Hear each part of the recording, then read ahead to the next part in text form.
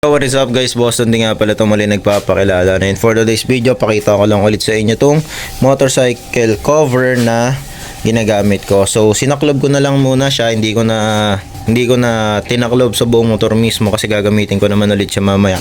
Pang iwas alikabok lang, tsaka iwas ang ginang ulan dito sa ibabaw na part, no? Tapos yan, tela lang para hindi diretso maarawan kahit hindi naman maaraw.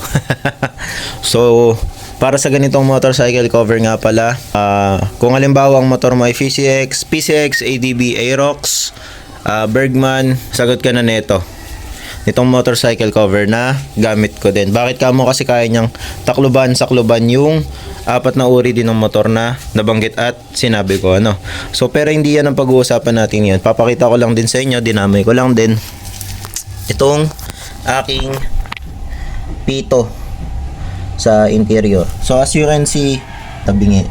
Well, ganyan ang mga nangyayari kapag medyo high speed car, may kabilisan yung takbo, tapos bigla mong pababagalin yung motor or bigla kang hihinto sa mga biglaang preno. Okay, so kung mga halimbawa biglaang preno, biglaang hinto, hard stop, high speed, tapos bigla kailangan mong magbawas ng speed tapos hindi gradually, biglaan. So pag nabibigla ka rin ng preno sa mga naka-interior na motor, ganito yung possible mangyari.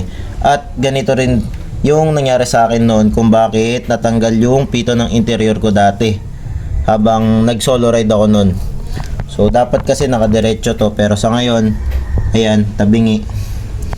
So kung ito hindi ko maaagapan, paggamit ko ulit nito sa susunod, possible niya matatanggal ulit yung pito, dahilan para maging flat na naman yung gulong, no? So share ko lang yun sa inyo guys. Like and follow na rin kayo sa akin, Boston D. Alright.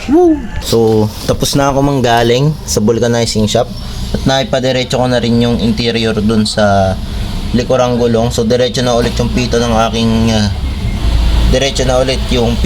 aking interior dito sa Skygo Prince 125. So ayan, better to check din to para iwas sa berya sa daan at sa biyahe.